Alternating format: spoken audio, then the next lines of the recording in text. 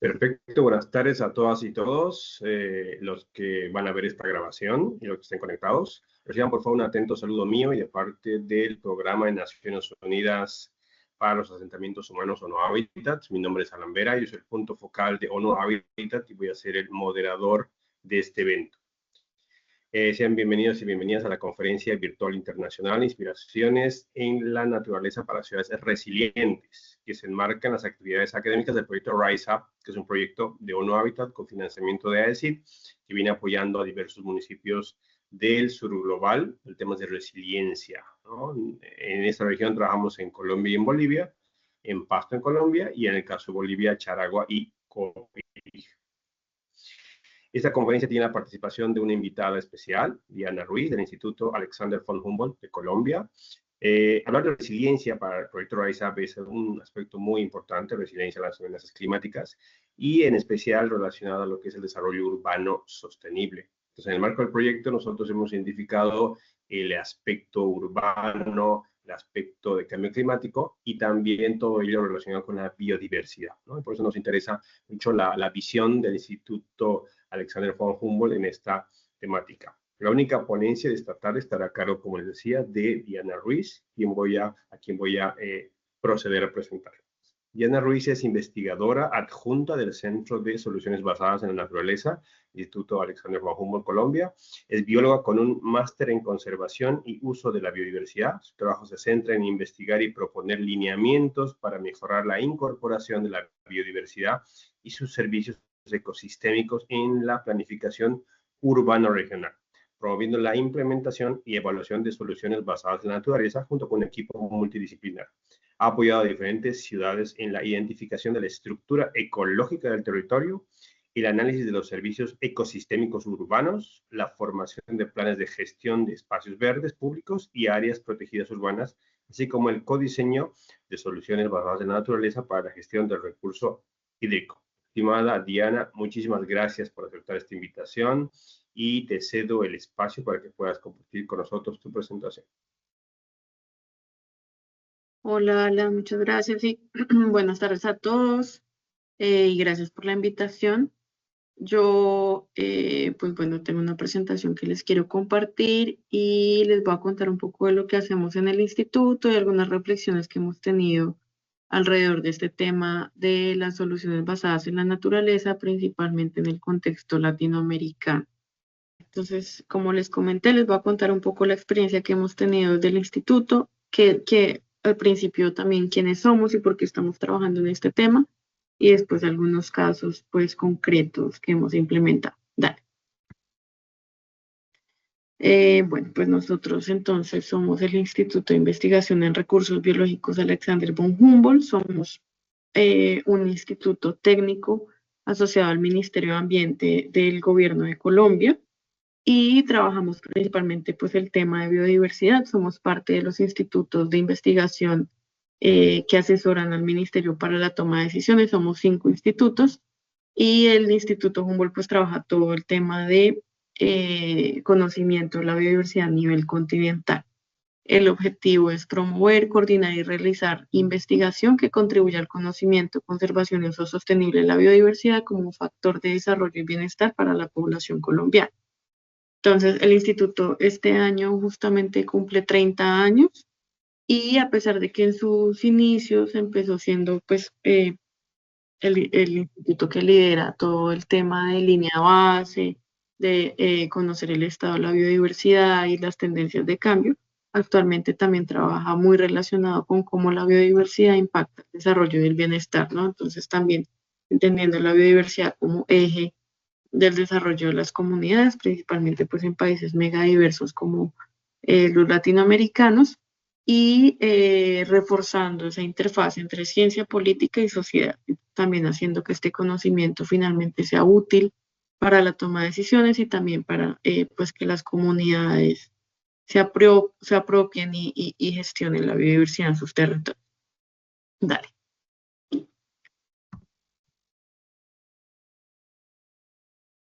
Bueno, acá rápidamente les cuento, recientemente el instituto ha enfocado toda su acción o investigación en 6 misiones y esto lo resalto porque Actualmente trabajamos pues fuertemente en el tema urbano, pero esto es un tema emergente de la agenda del instituto y tenemos además otros enfoques, otros centros de investigación, pues digamos, no centros de investigación, sino programas o gerencias de investigación, equipos de investigación que no solo trabajan en tema urbano, pero pues la agenda urbana se ha querido fortalecer con otros enfoques temáticos como pueden ser las áreas de conservación o la bioeconomía.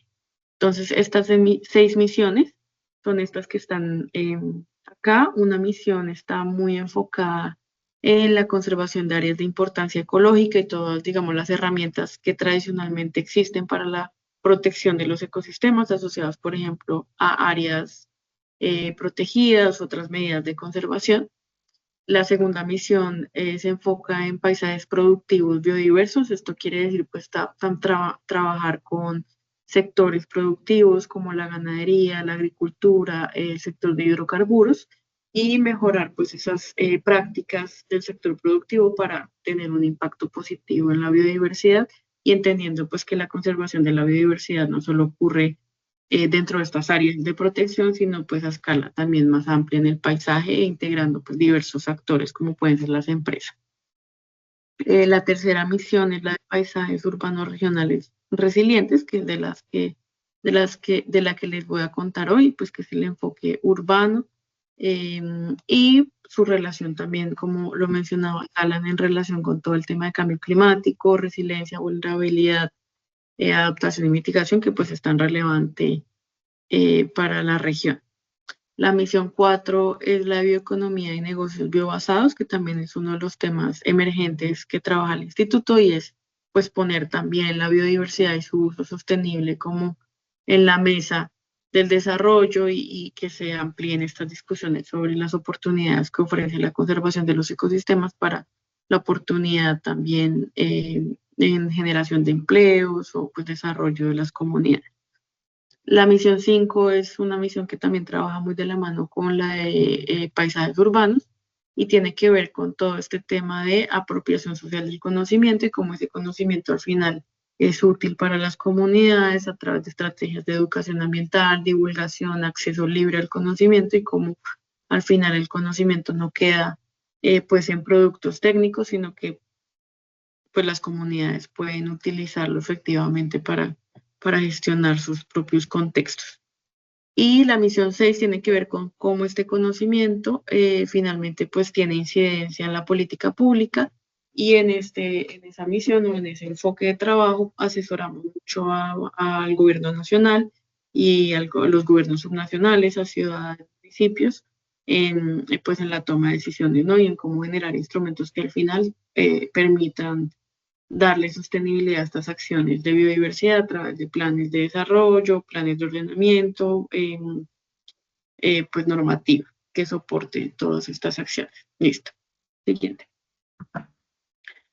Y hoy pues les voy a contar, como ya les mencioné, uno de los enfoques que tiene el instituto. Nosotros no somos un instituto urbano, pero recientemente, hace más o menos, pues no tan recientemente, pero digamos que de los 30 años, más o menos 15 o 10 años, le apostaba mucho a este trabajo de urbano, entendiendo pues que estos paisajes transformados también son estratégicos para la conservación de la biodiversidad.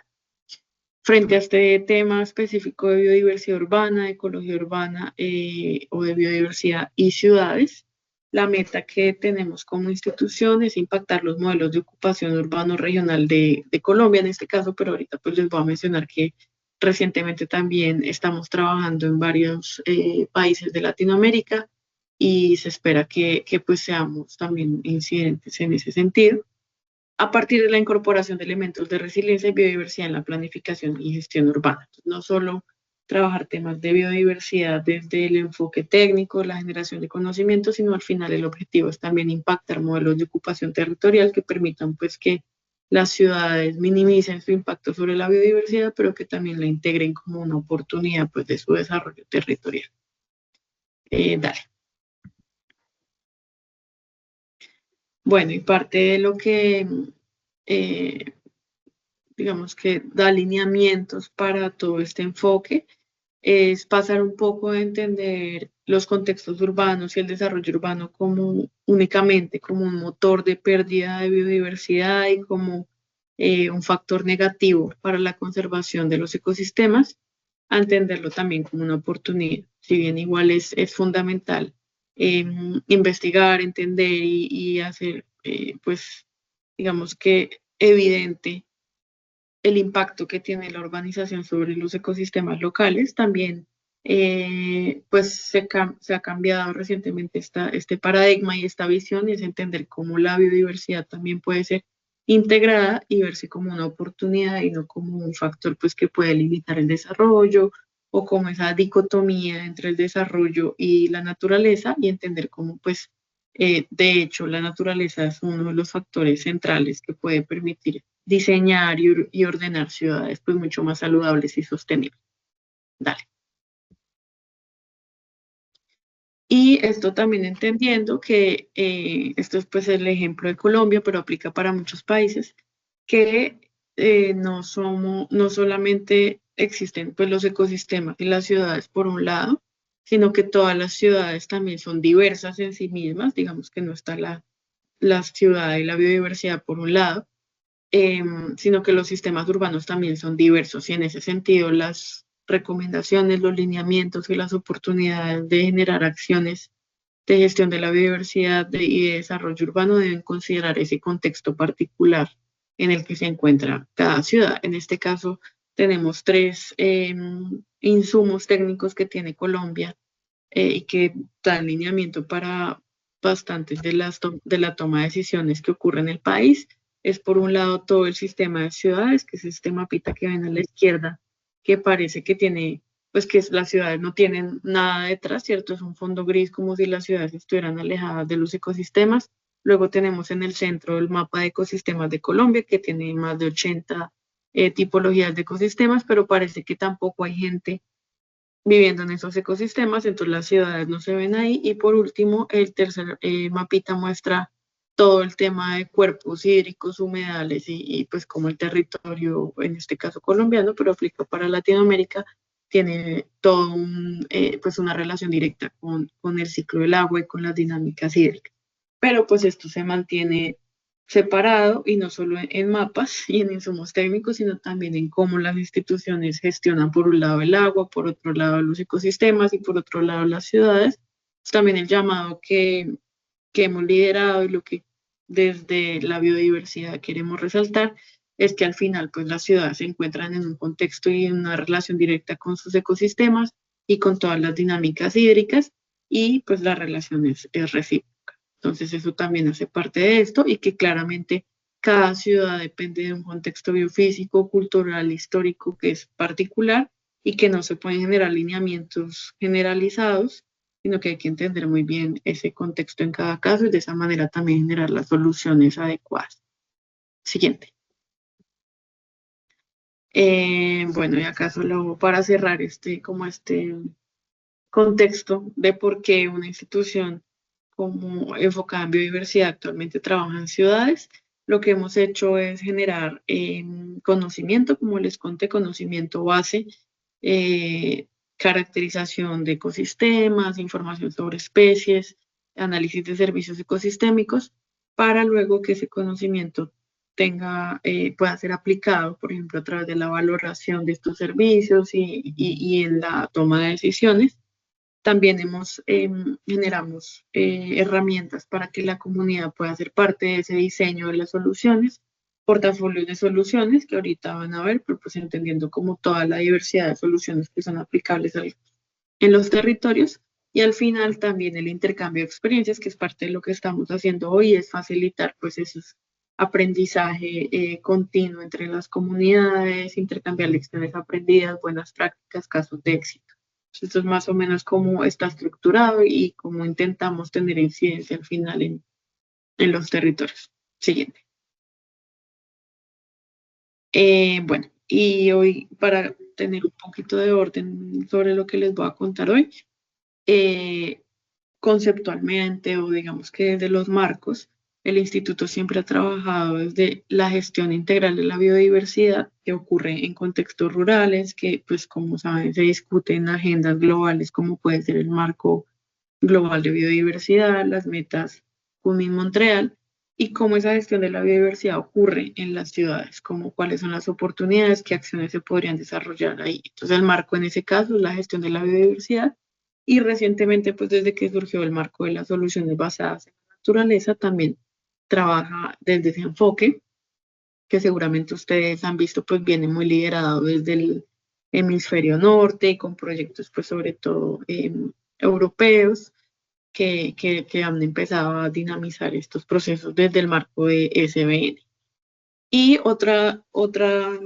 digamos que enfoque o estrategia general es la de biodiversidades, que también seguramente lo han escuchado, que tiene que ver tanto con la gestión de la biodiversidad a escala urbana, como con estrategias como las soluciones basadas en la naturaleza. Pero esto es un poco para que vean que pues trabajamos un poco de todo, que no son temas diferentes, pero sí es importante pues tener la diferenciación en que hay marcos que cobijan las acciones pues también de forma diferenciada y les voy a contar un poquito sobre la estrategia de biodiversidades también.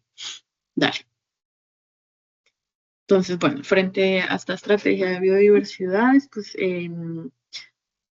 desde más o menos el 2019 el gobierno colombiano empezó a liderar la aplicación de este concepto y se estableció en ese momento una cooperación con el Foro Económico Mundial y con el gobierno de Colombia para entender muy bien, pues, qué era esto de una biodiversidad, qué aportaba en comparación con otros conceptos que ya se han desarrollado como ciudades sostenibles, ciudades resilientes, ciudades verdes, ciudades inteligentes, ciudades saludables, y por qué Latinoamérica podía empezar a hablar desde este enfoque de la biodiversidad y liderar todas esas discusiones. O sea, ahí se consolidó una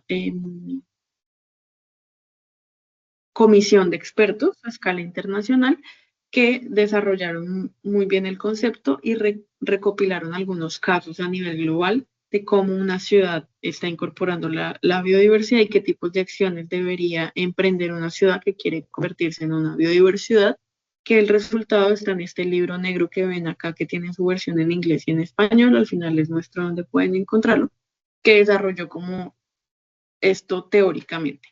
Luego, más adelante, con el apoyo del BID en el 2022 más o menos, se trabajó en esta otra herramienta que se llama Ciclo para la Gestión de la Biodiversidad en Áreas Urbanas en Colombia, que fue más como, bueno, y si yo soy una ciudad que quiero ser una biodiversidad, ¿qué herramientas tengo? ¿Qué debería entender? ¿Cuáles son los principios básicos desde lo metodológico?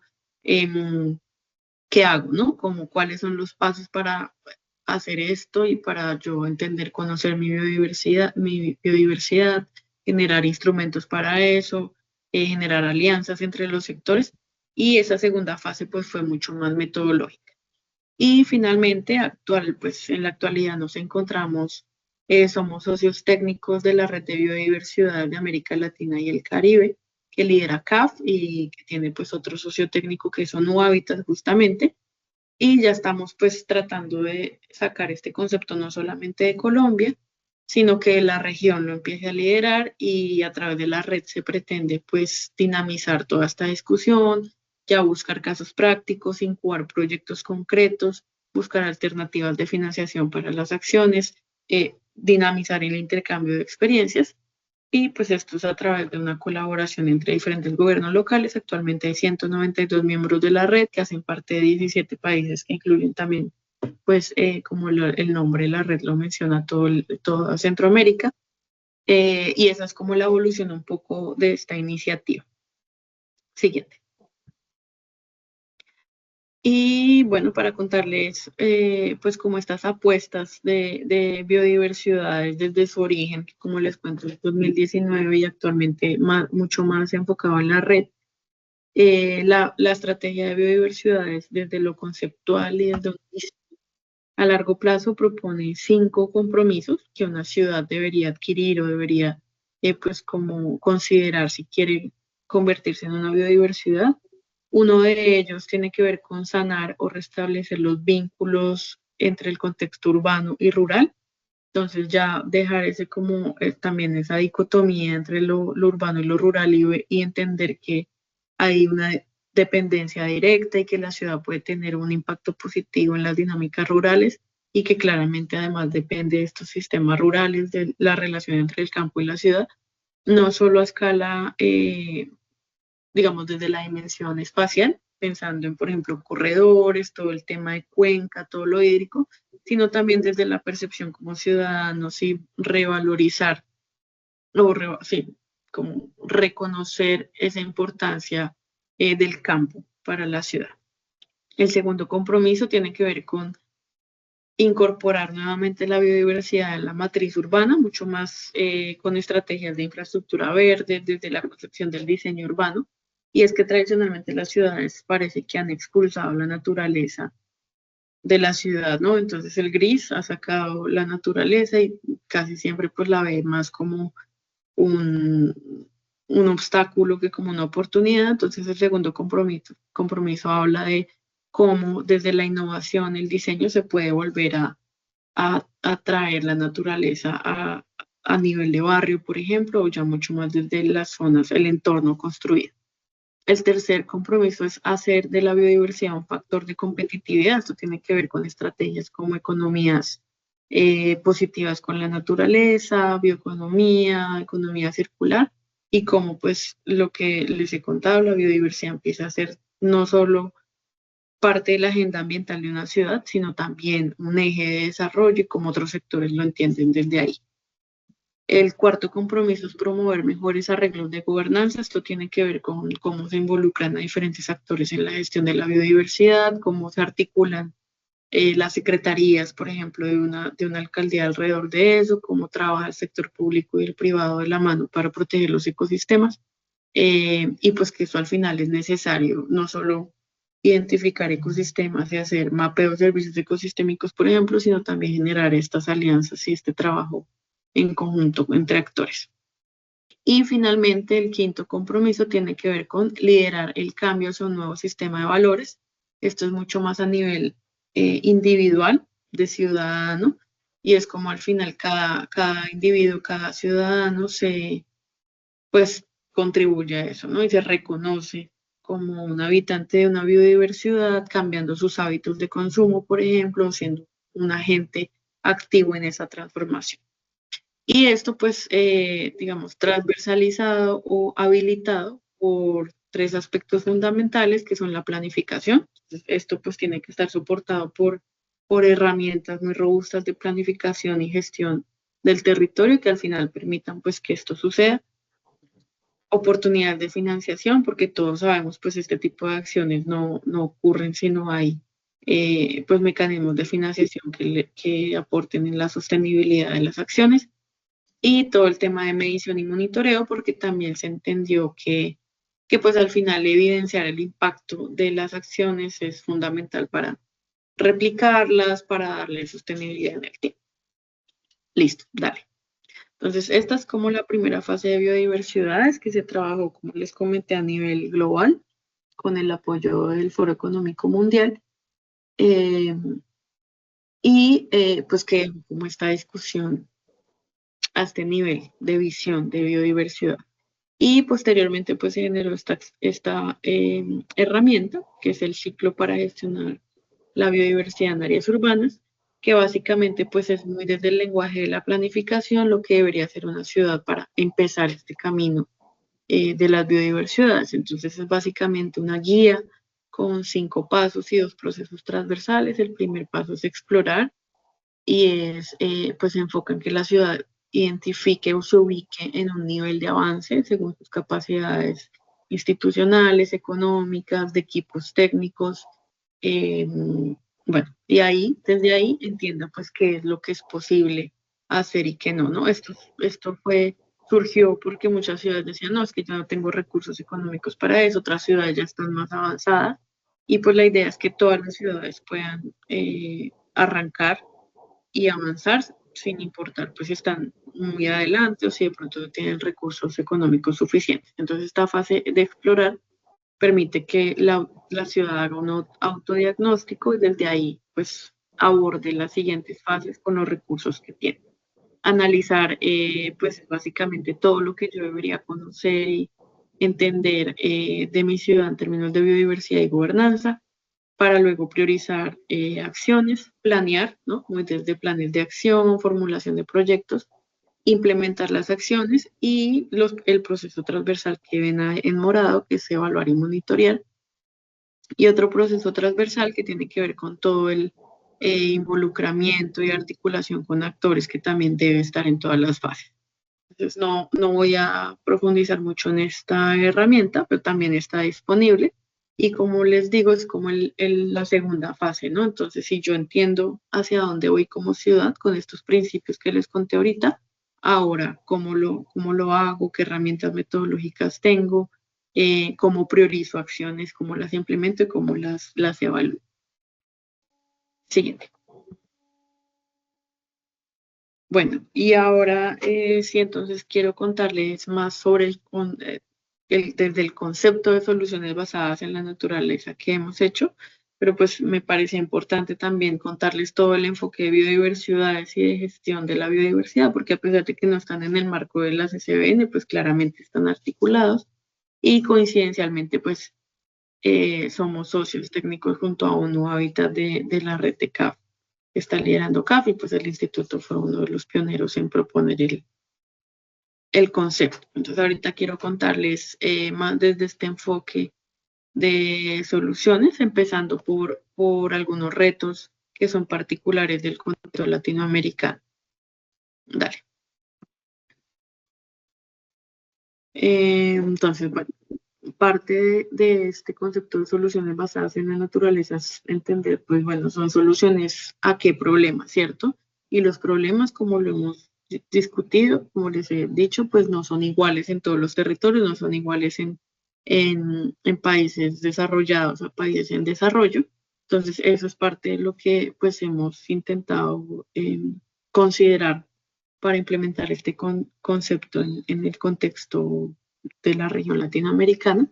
Y parte de lo que hemos encontrado es que los principales retos de los países de la región, que coinciden que son países pues, muy cercanos a la biodiversidad, tienen que ver con su alta variabilidad, pues vulnerabilidad frente a la variabilidad climática asociada a inundaciones, sequías, islas de calor, incendios, ¿cierto? Entonces son países que tenemos altos niveles de riesgo frente a escenarios de cambio climático, todo el tema de salud mental y física asociada al acceso a la naturaleza, también pues somos países y ciudades muy desiguales en el acceso a la naturaleza y eso también nos caracteriza y debemos considerarlo frente a la implementación de una solución. Todas las oportunidades de alianzas entre lo público y lo privado, y esto como un reto también una oportunidad, pero es cómo se pueden potencializar esas alianzas. Bueno, el tema del nuevo sistema de valores en Latinoamérica es particular, por ejemplo, que algunas veces los ecosistemas naturales en las ciudades son considerados como peligrosos o como no deseados, ¿cierto? Entonces también no es lo mismo como yo gestiono la naturaleza en un país en el que seguramente la inseguridad no es un factor fundamental de la gestión urbana. Y eso también lo debo considerar, ¿no? Cómo nos relacionamos con la naturaleza en países pues que tienen un montón de conflictos sociales también y muchas veces la naturaleza tiene lamentablemente esa percepción que no siempre es positiva. Y finalmente pues atender demandas contrapuestas, que siempre es un poco esa disputa que se siente entre el crecimiento, el desarrollo urbano, la construcción de vivienda, de vías, y como entonces yo como un tomador de decisiones, como un alcalde, pues voy a balancear esa conservación de la biodiversidad con lo que se percibe como desarrollo asociado al crecimiento urbano y a la infraestructura. Dale. Y bueno, y en este contexto, ¿no? Tan complejo que vivimos en nuestros países, pues surge este concepto de soluciones basadas en la naturaleza que no es exclusivo de contextos urbanos, pero que sí ha tenido mucha acogida para solucionar retos en ciudades. Dale. Entonces, bueno, para no No quiero ahondar mucho en definiciones y en el concepto como tal, porque seguramente pues muchos ya lo conocen, pero básicamente pues este concepto surgió liderado por la UICN y el Banco Mundial a finales de, bueno, finales del siglo pasado y comienzos de este, inicialmente enfocado en temas de cambio climático, resaltando pues el papel de la naturaleza para que las comunidades mitigaran y se adaptaran al cambio climático, asegurando temas, por ejemplo, asociados al agua em, y pues a la reducción de riesgos, pero posteriormente se amplió y no solo se pensó en asociarse con retos de cambio climático, sino con otros retos, por ejemplo, como la salud humana, la conservación misma de la biodiversidad, temas de seguridad alimentaria.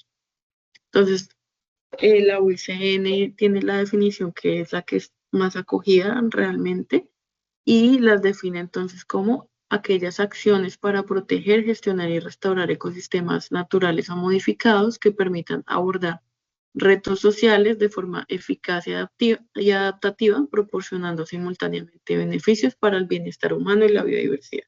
Entonces, aquí el concepto básico es gestión de ecosistemas, o sea, todo lo que tenga que ver con protección, restauración, eh, uso sostenible de los ecosistemas para abordar un reto social y que tenga tanto beneficios para la conservación de la biodiversidad como el bienestar humano. La parte como de que este impacto sea simultáneo entre biodiversidad y bienestar humano es parte central en la definición.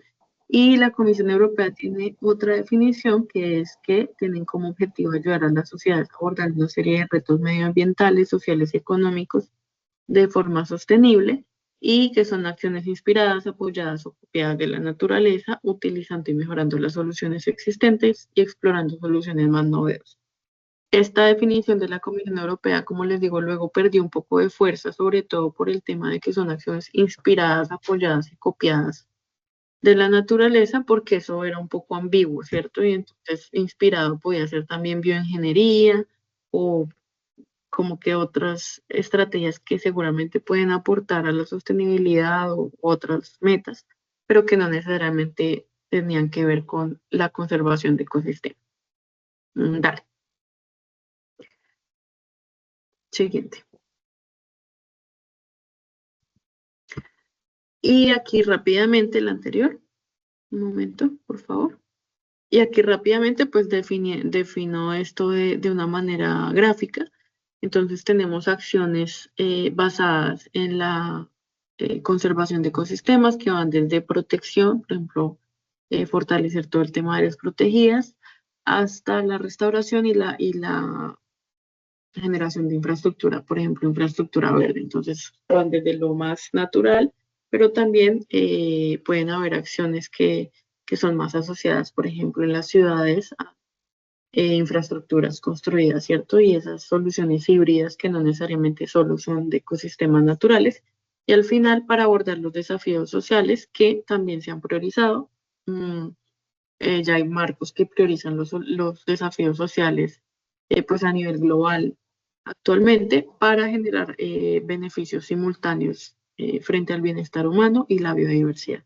Algunas de las estrategias que entran dentro de este marco pues ya se venían desarrollando los territorios, tienen que ver con temas de restauración ecológica, ingeniería, mitigación y adaptación basada en ecosistemas, gestión del paisaje, infraestructura verde, conservación basada en áreas. Bueno, digamos que es importante resaltar que no es que antes de las soluciones basadas en la naturaleza no se estuvieran desarrollando ya un montón de estrategias que tenían impactos positivos sobre la biodiversidad y el bienestar humano, sino que este marco intenta pues como englobarlas todas y entender muy bien su relación con los desafíos que se han priorizado, son hoy los más urgentes para las sociedades humanas.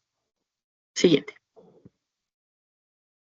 Y en el contexto urbano, particularmente, pues estas soluciones se han asociado a estrategias como restauración de cuencas o ecosistemas periurbanos y, bueno, bosques urbanos, agricultura urbana, todo el tema también de protección costera, por ejemplo, asociada a restauración de manglar, otras estrategias también que en ciudades costeras pues son muy relevantes, hasta estrategias híbridas, como les cuento, que están más asociadas a temas de diseño urbano y de infraestructura, que pues tienen que ver, por ejemplo, con sistemas de drenaje sostenible, biofiltros, tratamientos de aguas, paredes verdes, terrazas verdes, agricultura urbana también a pequeña escala.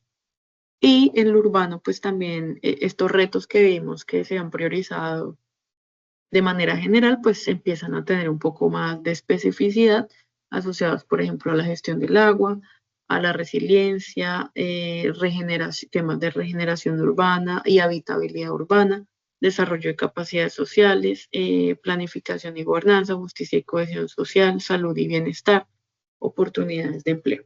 Entonces, esos retos también en la ciudad pues son mucho más específicos y pues también dependen de cada contexto. Siguiente. Y como lo vimos, pues no son solo asociadas a ecosistemas naturales, aunque lo incluyen. Entonces, el urbano, pues recogen todas las acciones que se enfocan en proteger y restaurar esos remanentes de ecosistemas que todavía persisten en las ciudades, como humedales, bosques, manglares, que se encuentran pues dentro de la ciudad o en su periferia. Y también, siguiente, recoge pues todo lo que se puede generar, ¿no? Es la creación de ecosistemas nuevos, que puede ser como sistemas de biorretención, humedales artificiales, muros y techos verdes, huertas. Entonces también un conjunto grande que tiene que ver con conservar lo que todavía se mantiene como natural dentro de las áreas urbanas, pero también generar nuevas estrategias pues que permitan resolver desafíos concretos como pueden ser la isla de calor, eh, em, la gestión del agua, la descontaminación del aire, etc. Siguiente. Y bueno, aquí ya para contarles algunos casos concretos, en Colombia, pues actualmente las ciudades han empezado a trabajar, bueno, y no solo en Colombia, hay varios casos en Latinoamérica, todo el tema de humedales urbanos y el reconocimiento de los cuerpos hídricos como ordenadores del territorio y como ejes de conectividad, pues ha empezado a ser muy relevante. En este caso, pues les cuento esta experiencia que trabajó el Instituto de la Mano con una autoridad metropolitana, que es el área metropolitana de Medellín, área metropolitana del Valle de Aburrá, y lo que se hizo fue identificar y delimitar de la mano con la ciudadanía y diversos actores todos los humedales que se encuentran en los 10 municipios que conforman esta área metropolitana y de esa manera pues digamos que se promovió que el ordenamiento y la conservación de los humedales se hiciera no solo a escala municipal sino a nivel de región y actualmente esto pues está siendo un insumo muy importante para que se generen normativas y formas de proteger estos humedales. Y esto, pues como les digo, en una experiencia muy interesante que incluyó la participación de los ciudadanos, porque los ciudadanos empezaron a identificar humedales que no necesariamente eran naturales y que habían surgido de manera artificial, pero que hoy tienen un valor importante para la ciudad y por eso digamos que se mezcló el conocimiento técnico asociado a cómo se identifica un humedal, pero también la valoración o la relación que ya tienen los ciudadanos con ciertos cuerpos de agua. Siguiente. Y esto pues perdón, esto está dentro del marco de las SBN porque es una de las estrategias que tiene hoy el área metropolitana para adaptarse en el futuro a temas de inundación, también de enfriamiento. Disculpe que la licenciada, disculpe. Hay una gran cantidad de personas que desean ingresar. Ay, Alan, no sé si tú puedas. Sí, sí. Sí, de hecho, bueno, sabíamos eso, lo que pasa es que no queríamos cortar la grabación, pero sí. A ver, un momento, voy a Tranquila. dejarla ingresar. Gracias, estimado arquitecto. Listo.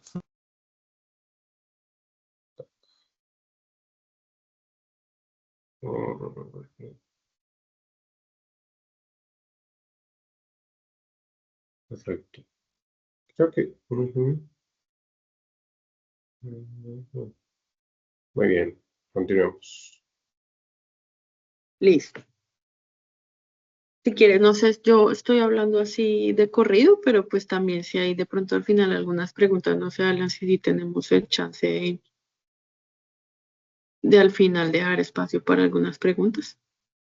Correcto, sí, sí, tiene mucha razón, Diana. De hecho, sería bárbaro al final de tu exposición tener un espacio para alguna consulta que tuviera nuestro auditorio. Adelante. Listo, aquí pues les cuento, esto simplemente pues elegí algunos casos de los que tenemos conocimiento, aunque seguramente si hay chance pues les puedo compartir otras experiencias que sé que existen en Latinoamérica y que también son muy importantes. Este es el caso de un proyecto que se llama Conexus, que terminó el año pasado. Fue un proyecto de 4 años de colaboración entre ciudades europeas y latinoamericanas, que fue pues uno de los primeros proyectos que desde ese marco específico de soluciones basadas en naturaleza se implementó en Latinoamérica. En este caso participaron Bogotá, Sao Paulo, Sao Paulo, Bogotá y Buenos Aires, creo que hay Santiago de Chile. Y pues digamos que cada ciudad priorizó unas intervenciones dentro de este marco de las SBN y los trabajó dentro de un marco también que es complementario, que es los laboratorios vivos o Living Lab, que pues son muy interesantes porque resaltan uno de los principios de las soluciones basadas en la naturaleza y es que se desarrollen con la participación de diferentes actores, ¿no? Que no sea una cosa impuesta, digamos, sino que realmente reconozcan las necesidades de los actores y esto a través de unas estrategias que se denominan Living Labs o laboratorios vivos. En este caso les cuento la experiencia que tuvimos en Bogotá y fue trabajar en el borde urbano, que de nuevo es un contexto muy particular para Latinoamérica. Sabemos que ocurren un montón de dinámicas de informalidad, de degradación de ecosistemas, y lo que hicimos fue promover acciones de restauración ecológica para proteger los cuerpos hídricos que están en esos contextos de borde urbano-rural. Y en este caso de Bogotá trabajamos mucho con, por ejemplo, acueductos comunitarios, que son los que gestionan el agua en esa escala, digamos, de borde urbano. Y fue muy interesante, pues, porque a través de educación ambiental, fortalecimiento de capacidades, también involucramiento de jóvenes y niños, porque para la comunidad, pues, era súper importante que esto lo lideraran más los jóvenes y los niños que los adultos, pues se logró fortalecer esta protección de los ecosistemas que proveen agua a esas comunidades de borde. Entonces, bueno, y también si exploran este proyecto con la palabra Conexus, pueden encontrar las experiencias también que tuvieron las otras ciudades. Siguiente. Este enfoque, a pesar de que no hemos tenido la oportunidad de implementar un corredor verde, sí hemos asesorado a bastantes, pues algunas ciudades aquí en Colombia, en esa identificación de corredores verdes y azules que desde el marco de las soluciones basadas en la naturaleza, pues son muy interesantes porque pueden proveer múltiples beneficios y ser costo efectivos, ¿cierto? Entonces, una de las bases de las soluciones basadas en la naturaleza es que sean multifuncionales y que integren diversos retos sociales que al final pueden abordarse con la naturaleza, ¿no? Entonces los corredores verdes son un ejemplo muy interesante y en muchos países y ciudades de Latinoamérica hay experiencias exitosas de corredores verdes que además en el marco del cambio climático también son una oportunidad, por ejemplo, para fortalecer estrategias asociadas a movilidad limpia, por ejemplo. Entonces, una sola intervención que puede ser generar estos corredores verdes, pues a la vez me genera beneficios no solo para la biodiversidad, alimento y hábitat para las especies, sino también una oportunidad para pues este tipo de movilidad asociada más a la bicicleta, los peatones, ¿cierto? Y en el caso de Colombia, algunas ciudades también lo han asociado a sus ríos, y como los ríos son una oportunidad también para estas estrategias de movilidad limpia que además sean positivas o tengan un impacto positivo para la biodiversidad y el bienestar humano. Siguiente.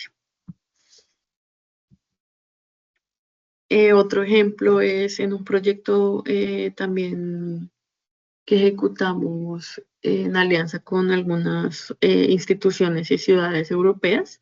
Trabajamos en una ciudad colombiana que se llama Envigado, que hace parte justamente del área metropolitana de Medellín, la que les conté ahorita de los humedales. Y en este caso se trabajó mucho en relación con el efecto isla de calor, que pues seguramente ustedes saben que es uno de las amenazas principales que pueden empezar a sufrir las ciudades frente a escenarios de cambio climático. Y aquí pues desde insumos técnicos que permitieron priorizar barrios que han sido muy endurecidos y en los que este efecto pues podría ser mucho más crítico en el futuro, de la mano también con con la gente de los barrios, las comunidades, pues se empezaron a implementar estas estrategias de renaturalización o de reverdecimiento, también en ocasiones lo llaman así, y después devolver, ¿no?, la naturaleza a los barrios que han perdido sus jardines, que han perdido sus parques arbolados, levantando el suelo duro y recuperando el suelo blando. Y esto ha sido muy interesante porque ha también dinamizado muchos procesos sociales alrededor de eso y también temas de ciencia ciudadana, de monitoreo participativo y al final pues impactos sobre el confort térmico.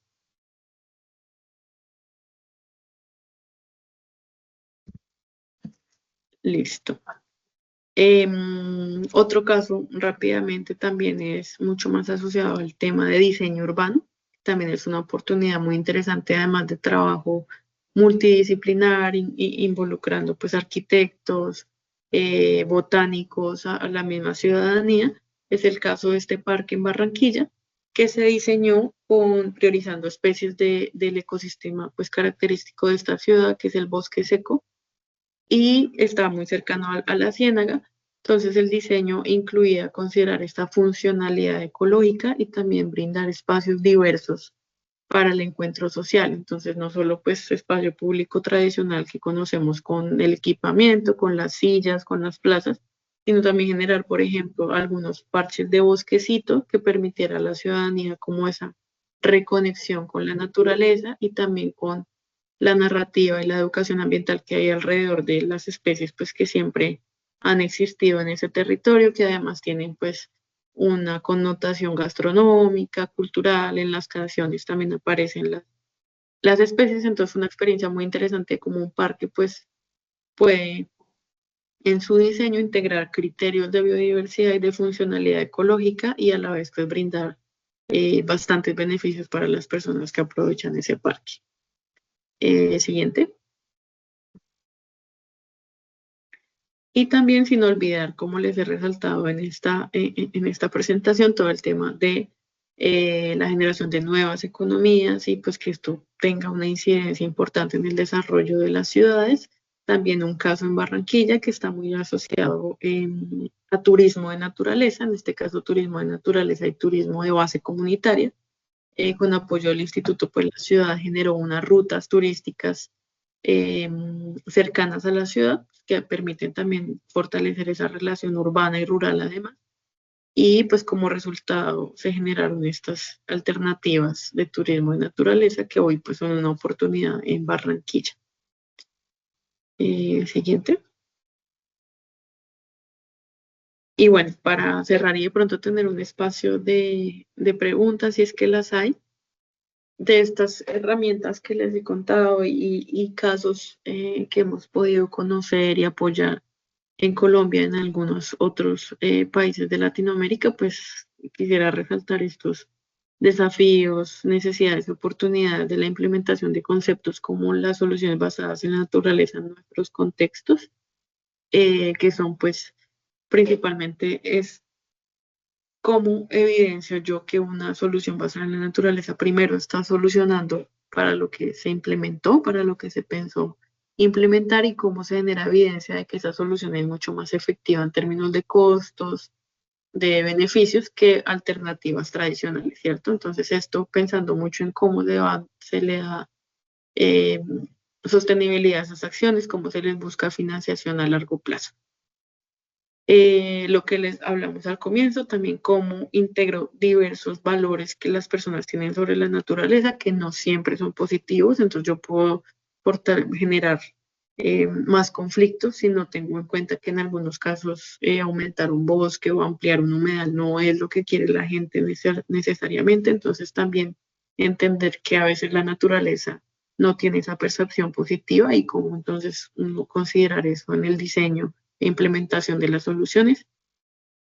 Una parte importante de la CCBN propone todo el tema de codiseño, co-creación, trabajo colaborativo, pero creo que todavía estamos muy cortos en metodologías diversas y en cómo hacer esto que no sea solo talleres o digamos las formas tradicionales en las que se pretende involucrar a la ciudadanía, sino innovar en metodologías para que efectivamente, por ejemplo, las universidades participen en este diseño o se generen otras herramientas con redes sociales, con tecnología, para que la gente pueda ser partícipe de estos diseños si es que se quiere que sean eh, pues participativos, ¿no? O codiseñados. Todo el tema de sostenibilidad financiera, que no lo voy a repetir más, pero pues realmente hay ciudades que quieren implementar estas acciones, pero pues no es muy claro qué mecanismos existen para efectivamente poder financiarlas y además que sean intervenciones a largo plazo. La concepción de paisaje urbano desde una escala mucho más amplia, que no sea únicamente el límite político-administrativo, esto implica cómo se generan alianzas, por ejemplo, entre municipios cercanos que quieran conservar un corredor o cómo pues también innovamos en esa visión un poco más a escala regional y no únicamente de ciudad. Y en todos los casos pues siempre es muy costoso o casi no se implementa el desarrollo de escenarios prospectivos que en temas como cambio climático pues son fundamentales, ¿cierto? Entonces generalmente se hacen diagnósticos, pero porque son costosos o técnicamente requieren pues muchas más capacidades, los escenarios prospectivos que permitirían probar soluciones, digamos que considerando esas posibilidades futuras pues casi no se realizan y al final puede que se implementen soluciones que de pronto no sean tan efectivas o se degraden en el tiempo o realmente no sean las que se necesitaban porque pues es este tipo de insumos técnicos como escenarios futuros pues es fundamental, pero muchas veces es muy costoso y las ciudades casi que nunca lo pueden realizar. Siguiente.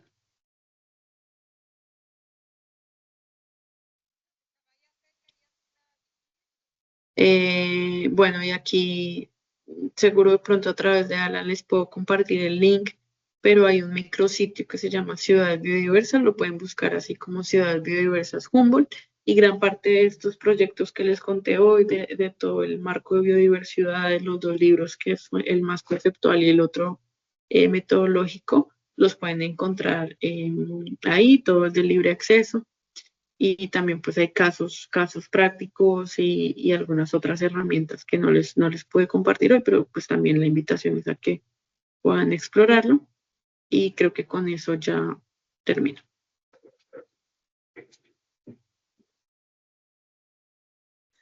Súper, muchísimas gracias, Diana. La verdad que muy buena presentación, muy gráfica y creo que les has abierto los ojos a muchos sobre esta temática y de hecho estoy sorprendido por la cantidad de gente que se ha conectado a una hora más tarde de la hora planificada por nuestro error en el flyer. Yo tengo una consulta, porque podemos comenzar, ¿no? La ronda de preguntas si hubiera algunas de nuestro auditorio. En mi caso, quisiera que nos des unos ejemplos, por ejemplo, de lo que has mostrado de esos corredores azules. En el caso de, por ejemplo, Cobija, ahí nosotros tenemos el problema de las inundaciones, ¿no? Entonces el río Acre se desborda, es un río del cual, digamos, divide los municipios brasileños de Epitácio y Brasileia con Cobija, ¿no? Y cada cierto tiempo ese río crece, ¿no? En su caudal e inunda los barrios, ¿no? Entonces tenemos ese problema de las inundaciones, pero uno siempre piensa que teniendo un río tan importante que además une dos países, ¿no? Digamos, una población binacional, etcétera. Nunca se ha explorado, me parece, el tema del transporte hidroviario o fluvial, en este caso, como una solución o digamos, un modo de transporte más sostenible. ¿Qué proyectos has visto relacionados con esos corredores azules que nos sugerirías explorar o analizar? Gracias. Sí, pues en el caso colombiano hay un proyecto, pues, o una ciudad que es muy conocida porque usa mucho el río como una vía de transporte, se llama Montería.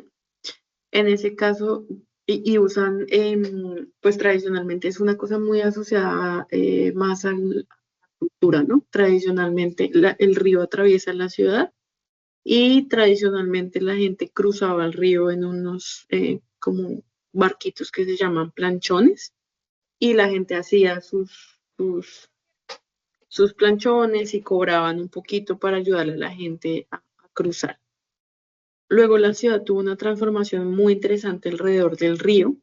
Esto, digamos, que sucedió fue después de que, o sea, tradicionalmente se utilizaban, pero hoy tiene la relevancia que tiene, es porque hubo una transformación cultural y de identidad alrededor del río, que yo resaltaría que es muy importante porque creo que otra de las cosas de las que sufren nuestras ciudades es que el agua se ha empezado a ver como algo negativo, el río generalmente es el que está contaminado, la gente que vive cerca no lo ve como un atractivo, sino como algo negativo, o por lo menos pasa en muchas ciudades colombianas, entonces el río termina siendo o los humedales o las quebradas como un problema y no una oportunidad, ¿cierto? Entonces, en este caso, esta ciudad, que seguramente si exploran, encuentran mucho de lo que se ha hecho, todo arrancó por ese cambio como de la percepción que la ciudadanía tenía alrededor del río.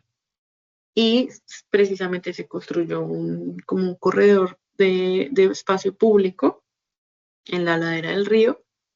Y ya luego de que la ciudad empezó a evolucionar como en este tema de infraestructura verde y en recuperar su río, ya se empezó a ver más clara esta oportunidad de también utilizarlo como forma de promover la movilidad limpia.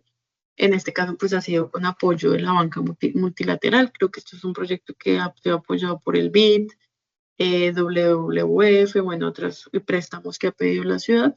Y actualmente se está en los diseños y entendiendo muy bien cómo estos, que ahora van a ser como un tipo de buses que se muevan por el río, pueden ser sostenibles, ¿no? Porque se ha pensado primero pues con carbono, uso de combustibles fósiles, pero luego pensaron eléctricos.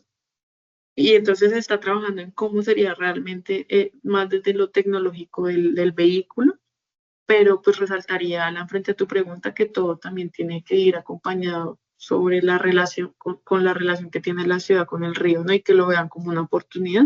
Y en este caso, además de la movilidad eh, en el río, también hay una intervención muy interesante de ciclorrutas y de pasos peatonales en la ladera del río, que pues ha hecho que sea un escenario muy bonito también, que ahora la ciudad quiere y que ha transformado la visión de la ciudad a largo plazo. Súper, muchas gracias, Diana. Ahora sí abro el espacio si alguien tiene una consulta puntual a nuestra expositora de hoy día. Por favor, adelante, Verónica Arellano.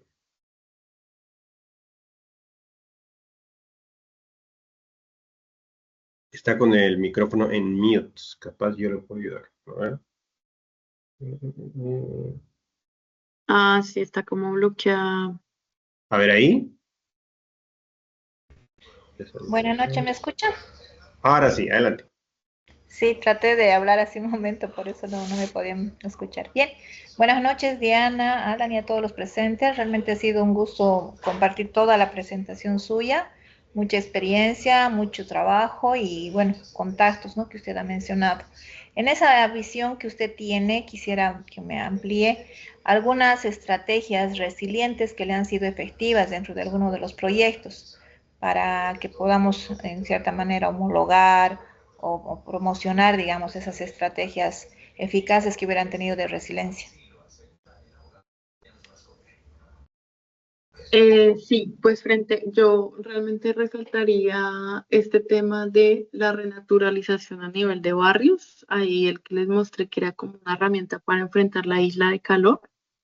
Eh, es una estrategia que pues empieza a ser modelo porque también ha sido liderado por las comunidades. Entonces al final, digamos, a pesar de que, por ejemplo, el gobierno o un proyecto en particular implemente esta solución, es la gente la que se encarga de mantenerla en el tiempo, de generar pues más intervenciones a largo plazo, de escalarlo, de divulgarlo y de amplificarlo, por ejemplo, en barrios. Entonces esto básicamente es lo que les comento de ciertos barrios que ya se quedaron sin árboles, sin área verde, sin jardines, y que justamente son los barrios más calientes que empiezan a tener este efecto de calentamiento a nivel microclimático.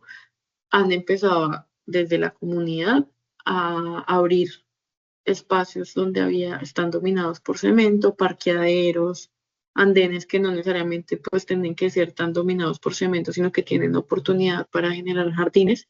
Y eso realmente pues además de enfriar los barrios porque pues se siembran árboles, también el cemento es el que genera ese calentamiento excesivo, también dinamiza mucho la cooperación comunitaria y en este caso ha tenido impactos incluso sobre polinizadores. Entonces yo resaltaría ese. También lo que les cuento de algunas ciudades que han desde la narrativa cambiado su relación con el río. Creo que intervenciones de espacio público en las laderas de los ríos, que son justamente las que se desbordan, las que se invaden a veces ilegalmente. También creo que hay casos interesantes en Ecuador, hay un par de casos en Puerto Viejo, en Quito, que están como recuperando los ríos y dándoles esa relevancia de espacio público. Y eso por un lado, pues cambia toda esa relación de la gente con la naturaleza y con el agua. Y también es una forma de minimizar los impactos que podría tener un desbordamiento de un río, porque pues es espacio público, digamos que se gana espacio público y se evita que esas zonas sean invadidas por asentamientos informales que pues al final aumentan la vulnerabilidad de esas poblaciones. Entonces yo resaltaría esas dos cosas, todo el tema alrededor de las rondas hídricas y cómo eso puede ser un espacio público interesante, algunas ciudades lo han hecho, y todo el tema a nivel de barrio mucho más asociado con la renaturalización para evitar o disminuir la isla de calor. Gracias, sí, justamente es lo que se había visto acá en Santa Cruz, ¿no? Ya estamos acá en Santa Cruz y en el cinturón ecológico que tenemos en el borde o en las riberas del río Piraí, que es uno de los ríos más importantes que tiene aquí la ciudad, justamente se han generado, ¿no?, asentamientos y cuestiones de personas que no quisiéramos que invadan ese cinturón ecológico, Ujú. por un lado. Y por otro lado, también fuera de las estrategias que usted nos ha mencionado, es un problema fundamental, creo, mencionar en todo eso de la biodiversidad o la contaminación en cuanto a la basura, ¿no? Que sí, digamos, tratamos de mantener los espacios verdes, la vegetación, la flora, en fin, pero siempre, ¿no? La contaminación de basura, un poquito los elementos orgánicos, residuos que se dejan, hace de que se dañe, ¿no?, todo ese paisaje natural que se podría preservar. En esa medida, obviamente, serían pues gestiones políticas y públicas, ¿no?, que tendríamos que tener a mano, digamos, en ese sentido, ¿no? Pero creo que ese también es un reto importante, ¿no? El control de los desechos y de la basura, muy relacionados con la mantención de la biodiversidad. No sé si también ustedes han trabajado en aquello. Pues realmente no tanto, creo que eso sigue siendo una necesidad también, además de que la gestión de residuos es una oportunidad, por ejemplo, de economía circular, pero creo que ahí es mucho la apuesta que tengan los gobiernos de generar innovación, investigación, tecnología que, por ejemplo, permita que se usen los residuos también, porque creo que un reto importante es que la gestión de residuos no termina teniendo ninguna ganancia. Entonces la gente que a veces se involucra con el reciclaje y eso, pues no ven tampoco ningún incentivo o no hay toda la trazabilidad para que, por ejemplo, a través de la economía circular, pues eso sea una solución viable. Entonces creo que tiene que ver mucho en la relación también con que eso empiece a ser una oportunidad, pero pues también depende mucho de la voluntad política y los recursos que tengan las ciudades para invertir en eso. Muchas gracias. Muy buenas noches. Gracias, estimada Diana. Gracias, Verónica, por la consulta. Tenía una consulta, Patrick Pavicic. ¿Cómo se encuentran? ¿Qué tal? Buenas noches. Tenía una consulta con respecto a los senderos azules. En nuestro caso, la ciudad de Santa Cruz posee una gran cantidad de canales y quebradas que han sido también canalizadas, pero más que nada son muy importantes para el manejo de las aguas en época de lluvia, para no desbordar. Y nuestro gran problema es cómo sacarle provecho a estas, porque el otro problema es que se llenan de basura. Si tiene algún ejemplo, gracias.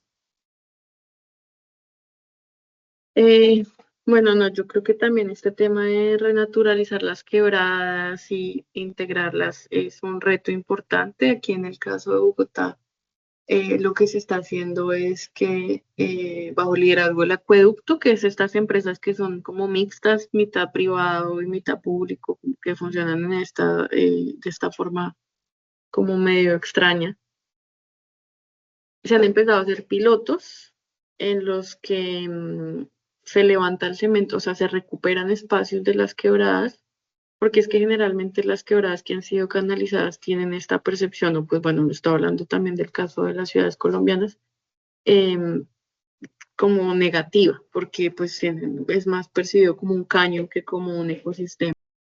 En el caso de Bogotá, y creo que los pilotos pueden ser muy interesantes y es ver cómo ciertos sectores de las quebradas pueden tener un diseño urbano que permita que se integre mucho más a los barrios y que la ciudadanía los empiece a ver como parte del espacio público y en ese sentido, por ejemplo, que se reduzca la contaminación asociada a la gente que le tira elementos a las quebradas. Entonces yo pensaría que lo que se puede empezar a hacer es pequeños pilotos de cómo esas quebradas que han sido canalizadas podrían recuperar su lecho natural y que esto sirva para, por un lado, pues obviamente no aumentar el riesgo de inundación, pero pues creo que incluso quitarles el cemento puede eh, aumentar la infiltración y prestar un beneficio, pero por el otro lado también mejorar esa visión positiva que puede tener la ciudad alrededor de eso para evitar, por ejemplo, la contaminación, aunque pues depende de la fuente de contaminación, pero en el caso de muchas ciudades colombianas pasa es que la gente arroja la basura ahí porque tiene esa relación negativa con la quebrada y que se integren al espacio público. O sea, realmente casos exitosos que yo conozco es que se han hecho intervenciones urbanas de diseño para que la quebrada sea parte de un parque, por ejemplo, y así la gente pues empieza a tener ese sentido de pertenencia con la quebrada. Pero de nuevo, esto puede ser costoso. Yo pensaría que hay eh, priorizar esas intervenciones piloto para hacer experimentación, que es por ejemplo lo que está haciendo hoy Bogotá con algunas de sus quebradas, que quiere volverle a devolver como, pues devolverle las condiciones naturales e integrarlas así como al espacio público de la ciudad. Pero pues es un tema complejo realmente. Súper, gracias Diana. Si alguien tiene alguna otra consulta.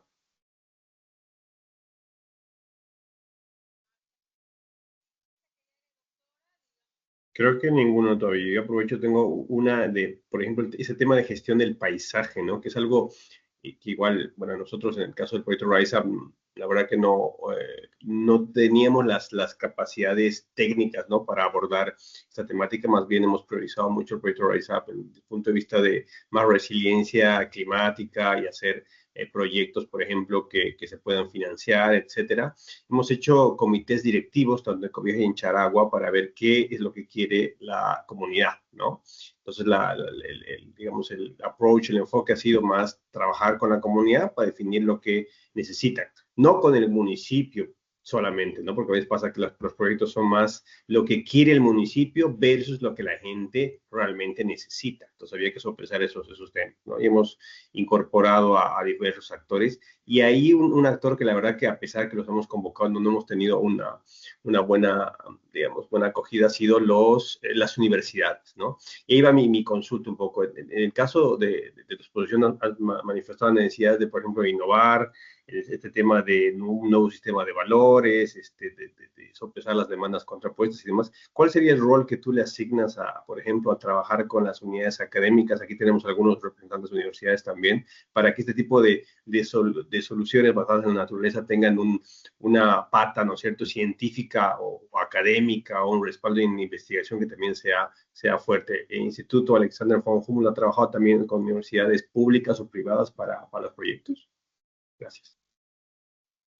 Sí, yo así, por dar una respuesta muy concreta, yo creo que un reto fundamental en el que las universidades pueden ser claves en el monitoreo, la evaluación y monitoreo, en la medición de indicadores. Muchos proyectos pues mencionan esto como relevante, entonces su esquema de monitoreo, el antes y el después, y se propone, pero realmente el proyecto se acaba y nadie sigue midiendo indicadores ni evaluando pues si al final la solución sí fue positiva o no, o si eso por el contrario, pues un proyecto que hizo algo ahí, pero al final no, nadie lo siguió manteniendo, no tuvo el impacto que se quería. Entonces yo resaltaría el papel de las universidades en ese monitoreo y en esa toma de información que al final permita comparar qué pasó, si la intervención sí tuvo el objetivo pues que se quería desde un comienzo. Bueno, eso también hemos visto que las alcaldías tampoco pueden destinar recursos constantes para esto del monitoreo. Entonces, pues las universidades al final terminan siendo un actor fundamental para tomar datos, compararlos y pues que esto sea pues juicioso, ¿cierto? Que las intervenciones puedan demostrar su impacto y al final hemos visto que las intervenciones que muestran los beneficios a través de indicadores del antes y el después, pues son las que pueden buscar más financiación o se replican en otros barrios, en otras ciudades. Entonces, creo que resaltaría mucho el papel de las universidades en temas de evaluación y monitoreo a largo plazo. Por ejemplo, ahí los proyectos duran 2 años. Obviamente, si uno hace una intervención en 2 años, no va a haber el cambio completo, ¿cierto? Y el proyecto se acaba, no se supo si la intervención fue efectiva o no. En cambio, vincular las universidades alrededor de eso, pues puede de verdad darme una información mucho más real de qué fue lo que pasó a largo plazo, con datos más robustos, más juiciosos. Entonces creo que eso resaltaría eso. Súper. Muchas gracias, Diana. A ver si alguien tuviera una consulta final.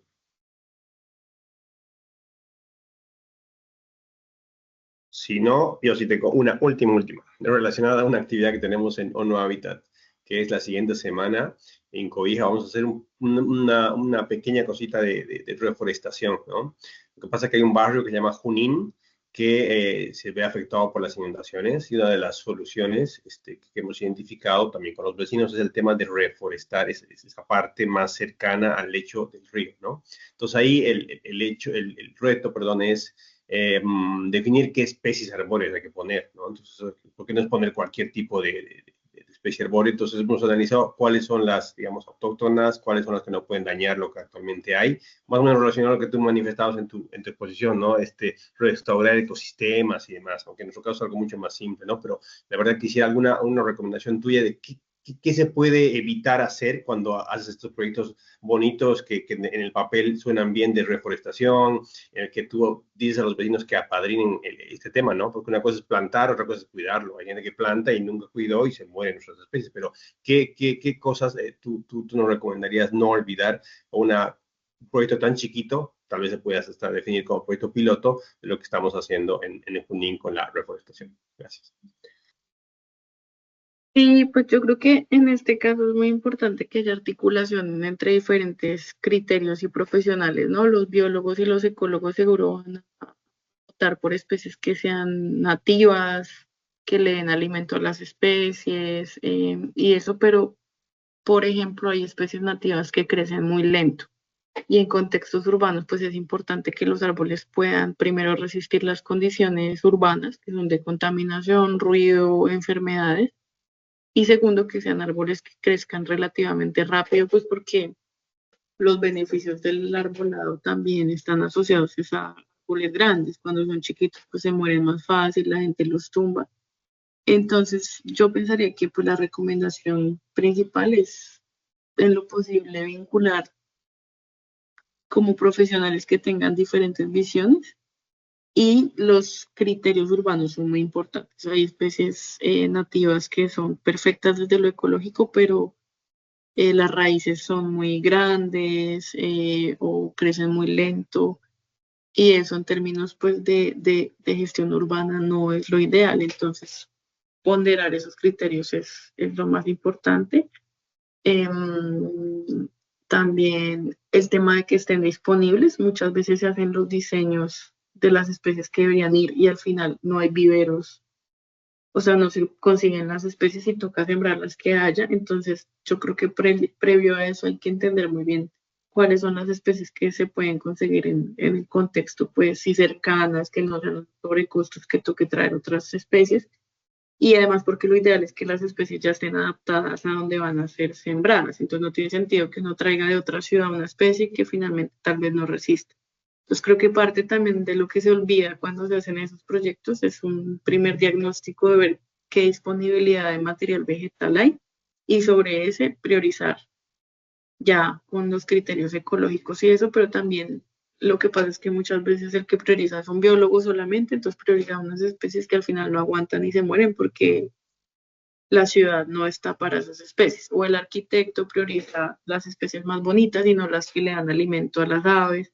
Entonces yo pensaría es que siempre tener como esta discusión de varios criterios y lo que te digo, los viveros también, la, la, la siembra de árboles puede ser incluso un factor de oportunidad para la gente que produce el material vegetal. Entonces, asociarlo a viveros locales, entender muy bien quiénes pueden ser esos proveedores de árboles, que incluso es una oportunidad para que esas personas den los árboles a la ciudad, ¿no? Pero eso también mencionaría que muchas veces se olvida y es esa oferta, en la oferta del material vegetal también es muy importante.